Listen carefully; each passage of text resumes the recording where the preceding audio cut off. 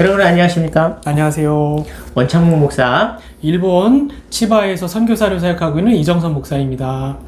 자, 오늘은 일본 선교사로 사역하면서 재정적인 어려움이 있는 경우가 있겠죠. 네, 아무래도 있을 텐데 네. 이런 상황을 어떻게 해결할 수 있을까 한번 이야기를 나눠보겠습니다. 목사님, 네. 목사님은 일본에서 네. 혹시 일을 하십니까? 어떻게 해결하십니까? 네, 제가 지금 선교사로 교회 사역을 하면서 이제 부수적인 이제 경제 활동을 하고 싶은 마음은 있는데, 사실 저희 종교 비자, 선교사 비자는요, 취업을 하거나 다른 부수적인 경제 활동을 원칙상으로는 하지 못하게 금지가 되어 있습니다.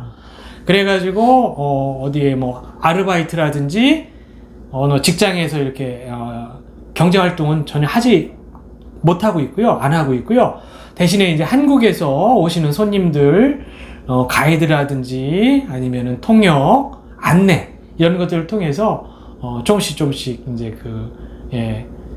재정의 보탬을 받고 있습니다. 네. 그럼 종교 비자라고 하는 거는 뭐 이렇게 갱신 것도 하나요? 네, 그렇죠. 지금은 예전에는요, 종교 비자가 이제 3년짜리를 받았었는데, 저희가 초창기에는 이제 저희가 이제 갱신을 2번 갱신을 하면 5년이 나옵니다. 5년.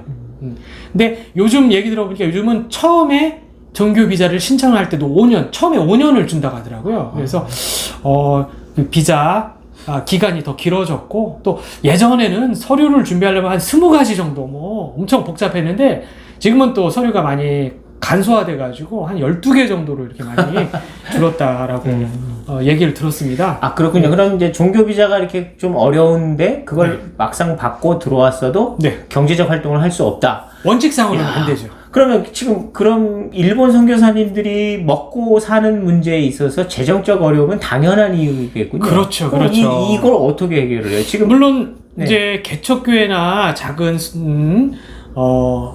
교회에서 소교회에서 사역하는 그런 분들은 교회의 사례비 가지고는 아마 생활하기 힘들 겁니다. 그래서 거의 대다수의 선교사님들이 한국에 있는 파송교회나 아니면은 다른 그 후원자들을 통해서 받는 후원, 선교비로 이제 아마 생활을 하시는 분들이 거의 대다수고요. 저희도 지금까지 사역해 오면서 파송교회와 또 여러 가지 친척이나 가족들, 그리고 여러 루트를 통해서 저희를 개인적으로 후원해 주시는 그런 후원자들의 선교비로 저희도 이제 생활을 하고 있습니다.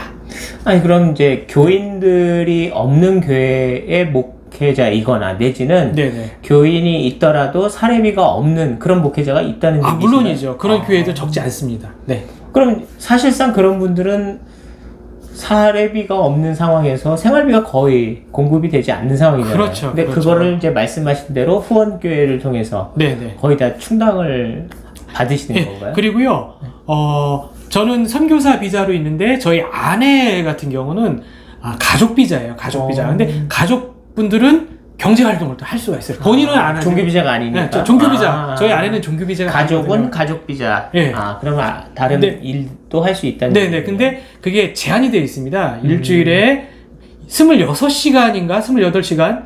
네. 정확하게 제가 지금 그 시간은 제가 기억을 못 하는데 아마 일주일에 몇십 시간 이내에 해야지 그거를 또 넘어가면 그것도 걸리더라고요. 네. 그래서 그리고 이제 저 같은 경우는 주로 이제 일본어를 하다 보니까 번역의 아르바이트도 가끔 일이 들어오고, 통역, 그리고 또 한국에서 오시는 그런 선교팀들을 안내하고 이렇게 가이드하는 일을 통해서 또 이제 사례비를 받는데, 이거는 이제 일정한 수익이 아니에요. 그렇죠. 일정한 수익은 아니지만 이건 불법은 아니라고 하더라고요. 법에 저촉되지 않기 때문에 이것은 뭐 자유롭게 할 수가 있습니다.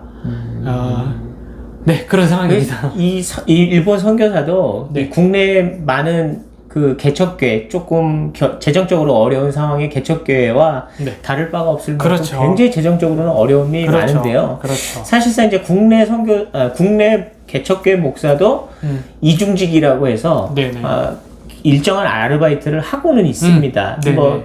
아르바이트라고 얘기하기보다는 좀 더 직업적인 직업이라고 할 만큼 투잡을 아예 하는 것을 많이 보게 되는데요. 네네네. 실질적으로 이 국내 목회자의 그 이중직은 그래도 일정한 수익이 확보되는 상태잖아요. 그렇겠죠. 근데 지금 선교사 입장에서 특히 일본에서는 종교 비자로는 일정한 아르바이트를 할 수 없으니 전혀 할 수 없습니다. 일정한 후원도 거의 쉽지 않은 상황이고. 그렇죠.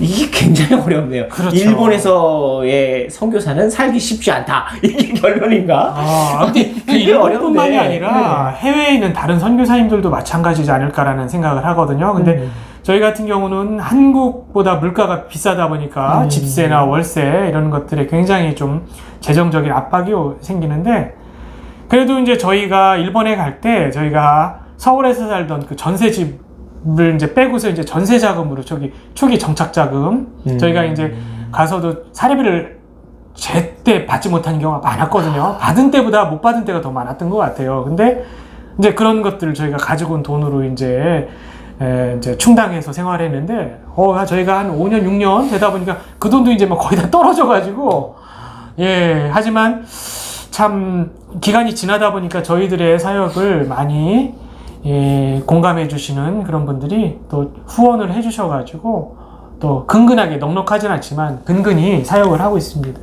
생활하고 있고요. 한편으로 또 저희가 자녀가 없는 것도 굉장히 또 다행인지 불행인지는 모르겠지만 재정적으로 그나마 자녀가 없기 때문에 근근히 저희가 절약하면서 생활은 하게 되는 것 같습니다.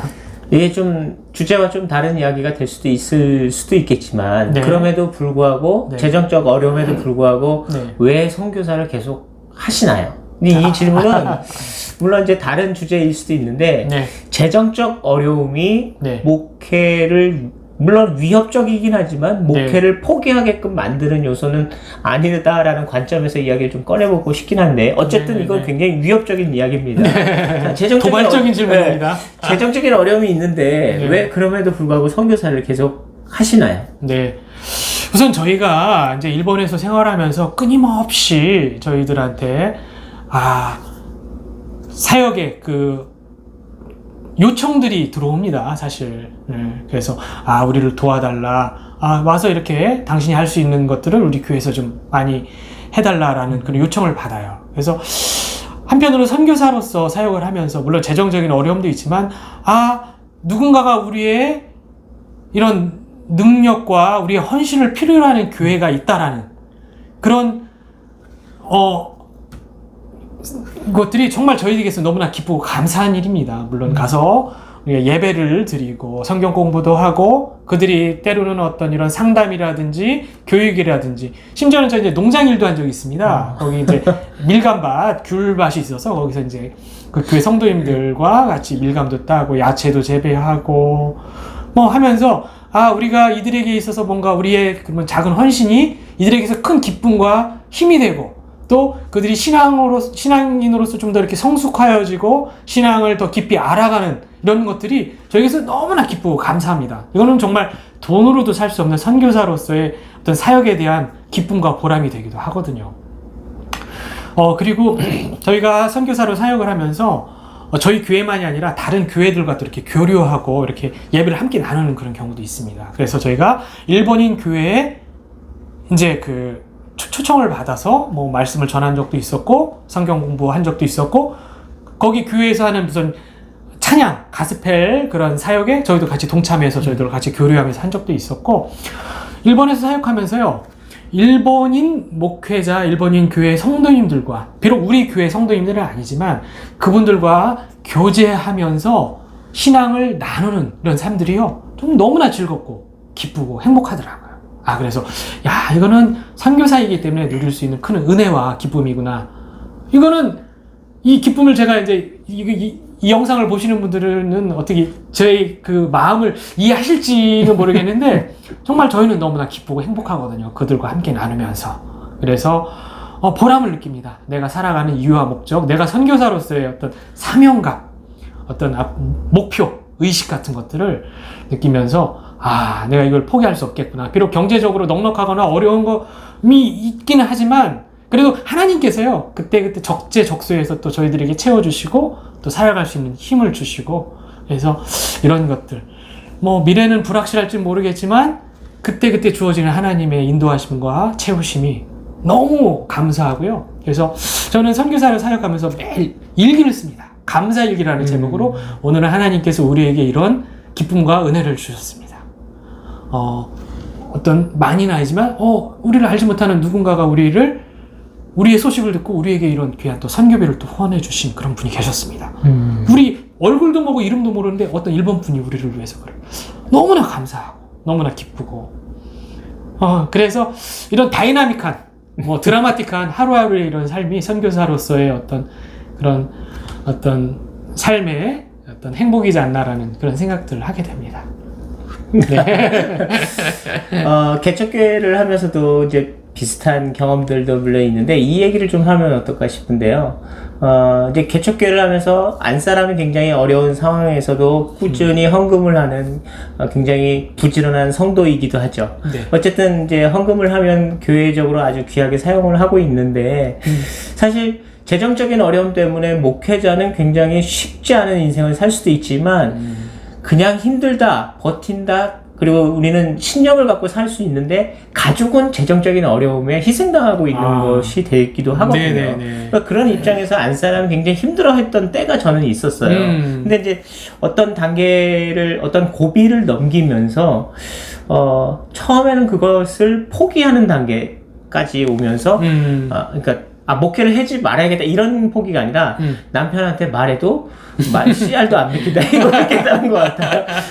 그러다 보니까 아내 입장에서 볼 때는 포기한 것처럼 보였는데 네. 어느 순간 제가 보니 안사람이 나름대로의 결단을 하고 돕고 있더라는 걸 발견하게 됐어요. 굉장히 헌신적으로 본인이 먼저 나서서 이렇게 하면 좋겠다 이렇게 하면서 돕고 있는 그 모습 봤는데 왜 갑자기 이렇게 돕고 있느냐, 왜 이렇게 열심히 하냐 물어보기는 좀 어려웠지만 그렇게 이제 이야기를 꺼내오니까 안사람이 하는 말이 목사님이 한 이야기를 듣고 그 이야기를 한 성도가 이야기를 듣고 저런 이야기를 통해서 하나님의 메시지를 듣고 감동이 되었다라는 어떤 성도의 고백을 자기가 들었다는 거예요. 그러니까 그 얘기를 듣고 나니까 자기가 굉장히 큰 감동이 됐다. 그러니까 목사님이 이런 좋은 일을 하고 있구나.